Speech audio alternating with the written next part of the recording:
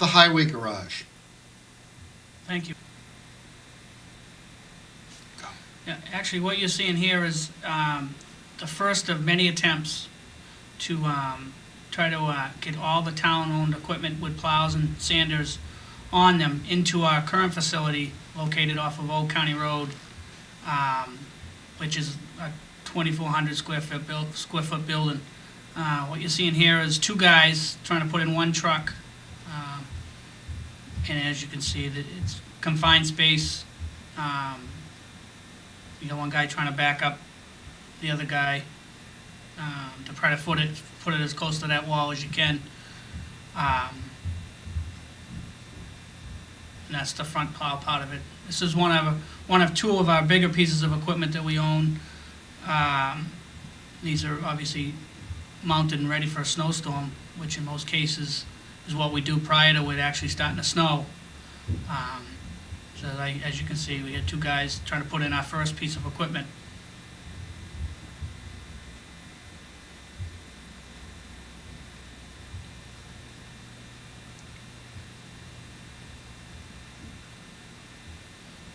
Now here we are.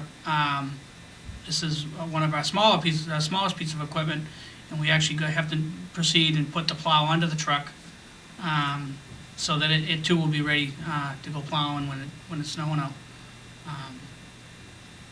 And like I said, since the time this truck has actually been replaced with a similar truck, maybe a little bit bigger, but similar in size, similar in plow size.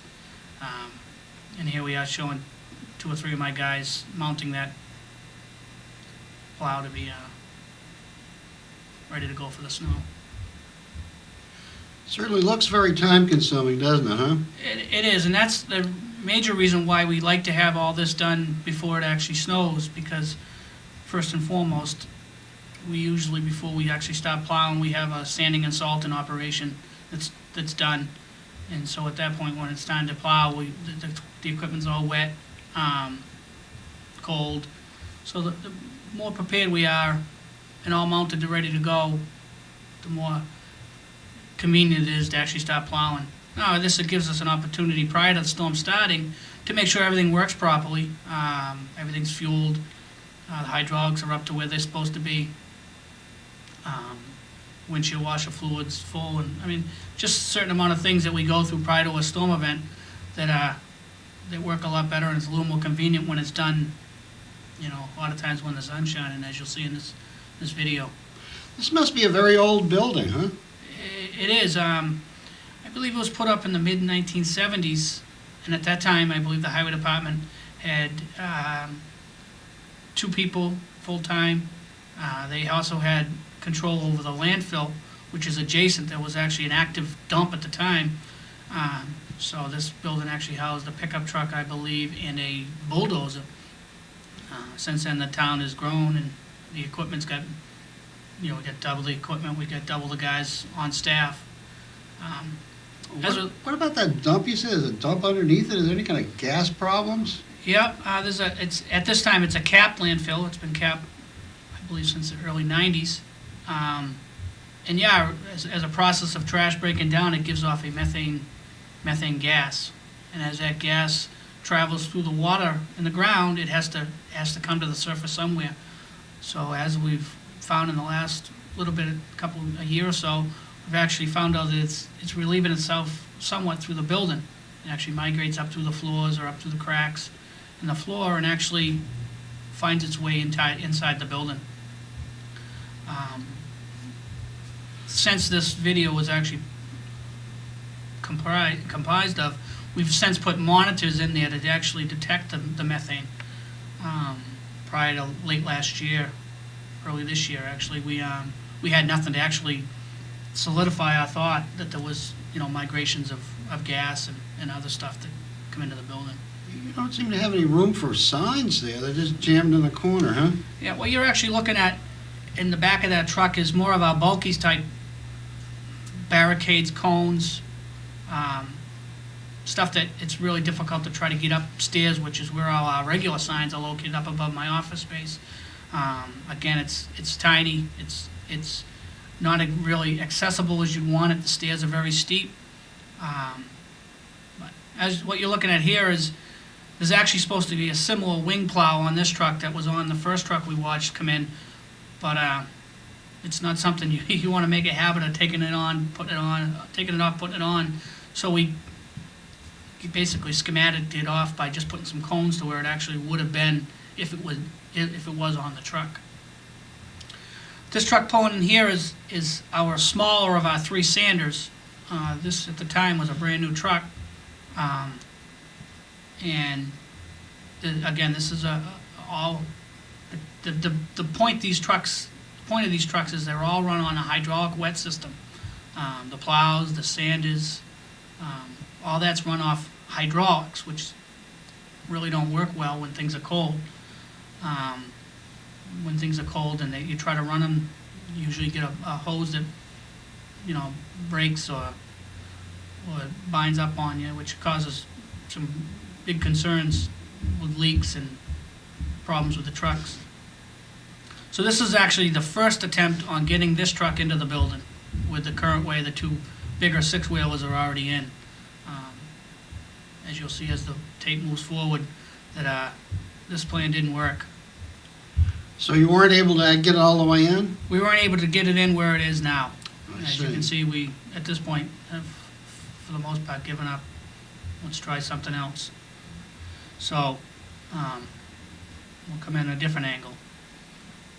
And again, the same truck as I mentioned before in the first part, just trying to get it in between.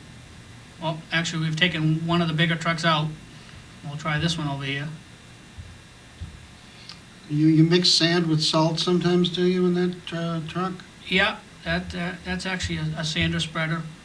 Depending on the type of storm, we'll either put straight salt down or we'll put sand and salt down. And every once in a while, we'll put straight sand, but that's really not practical for us because it gets stuck in that sander and doesn't want to come out of there because usually it's a cold temperature and cold and metal and a warm, relatively warm sand. Sand isn't a good combination.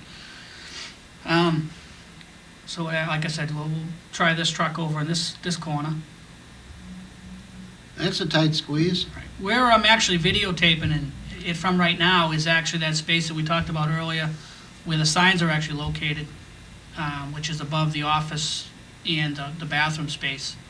That's, a little over 176 square feet of space total. So, and if I was to pan a little bit to the left, I'd actually be showing you the furnace that heats the garage and the office and the bathroom. Now we're gonna give up on the next plan and we'll go with the plan 3 over here and try to get this truck in the corner. As you can see, the reason why it's tricky in this one particular corner is because you have almost like a jogged area separate from the main part, not separate, but kind of off onto the side. And it's not as easy to manipulate a piece of equipment into that small space and still get everything in beside it. And I actually believe this is where this truck actually ended up staying. But So that's like a dog leg behind the office. yeah, what it is, originally probably before the office was even where it is, it was probably a little easy to get in and out of. But this garage only, out of the 2,400 square feet, you have 2 garage doors and 2 access doors.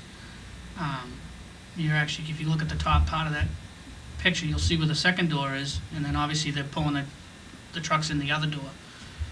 It might be a little easier if this garage actually had doors at both gable ends of the building, so you could actually drive in and drive out, which is what we are proposing on the new garage, is 3 doors that you could drive in and drive out. Now this is the truck that we originally started the film on. We're going to try to sneak it in this little, in between the other 2 trucks. You really can't tell by the video, but these are relatively large pieces of equipment. That the plows, they weigh substantial, and that the side plow, the wing plow on the side, again, it's all with hydraulics. So if that ever wants to come down on its own, that's gonna do some damage to something, or and possibly even hurt somebody or even kill somebody. So it's very important that the plows, get down, set on the floor whenever possible. And while we roll this tape, I just would like the people to try to consider that if you were to try to do what we're trying to do, when guys have been up for 2 days sometimes, or hour after hour, tired, and, whatever other impairments they might have in reference to, maybe they don't feel well or whatever, makes it that much more difficult to actually try to, get things in the garage. Could be time that guys could be, resting or sleeping or just getting out of the truck for a little bit of time. So it is a time-consuming process. Yeah, we don't want them to get overtired. We'd like them to be able to do their shift and then get some shut-eye. Right. That's the other thing that, we really don't have a department big enough that we could split shifts. The guy starts the storm, he finishes the storm. And a lot of times the storm ends at a certain time of day, and from the time it actually starts snowing, we're looking at 3 to 4 hours of a continuous work before hopefully we get to go home. And once we do go home, it's never really determined on what time we're going to get back out again based on things, melting and then refreezing, or a lot of times what we do is dictated by, automobile accidents or some type of problem that causes the police department to call us back out. So, and as we'll see here, this is the final piece of equipment we're going to bring in. This is the front end loader. And I think that'll be the final piece of equipment to go in, and we'll get a chance to take a look actually at how tight it is once it's in. And one of my bigger concerns, as the highway supervisor and the person in charge of this equipment and the guys that work in it, is the fact that you can see where that guy's on top of that plow. Well, if you go out behind, as we see here, you get out behind there, behind all these trucks, and something was to happen, a fire or a problem, you're really not going to get out of there. And I think that's a big concern. Well, thank you very much, Dan. That's been very, very interesting. Thank you, Bob. Thank you.